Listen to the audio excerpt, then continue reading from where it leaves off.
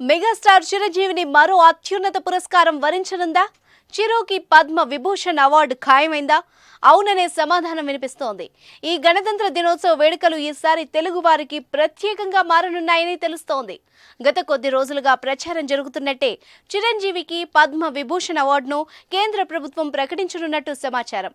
ఢిల్లీ వర్గాలు మెగాస్టార్ కి పద్మ విభూషణ్ అవార్డు పక్కా అని లీకులు ఇవ్వడంతో అభిమానుల ఆనందంతో ఆ క్షణాల కోసం ఎదురు చూస్తున్నారు. గజం కేవలం 4,500 రూపాయలతో 165 గజాల భూమి కేవలం 8 లక్షలు మాత్రమే.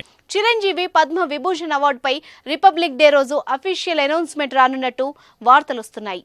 మోదీ ప్రభుత్వం అధికారికంగా ప్రకటించబోతున్నట్టు తెలిసింది. ఈ ఏడాది పద్మ అవార్డ్స్ లిస్టులో చిరంజీవి పేరు ప్రముఖంగా ఉన్నట్టు తెలుస్తోంది.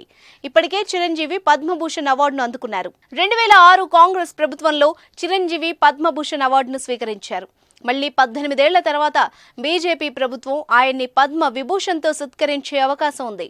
కోవిడ్ సమయంలో సినీ కార్మికులతో పాటు సామాన్యులను ఆదుకునేందుకు చిరంజీవి చేసిన సేవల్ని గుర్తించి మోదీ ప్రభుత్వం మెగాస్టార్ను పద్మ విభూషణ్తో సత్కరించనున్నట్టు ప్రచారం జరుగుతోంది.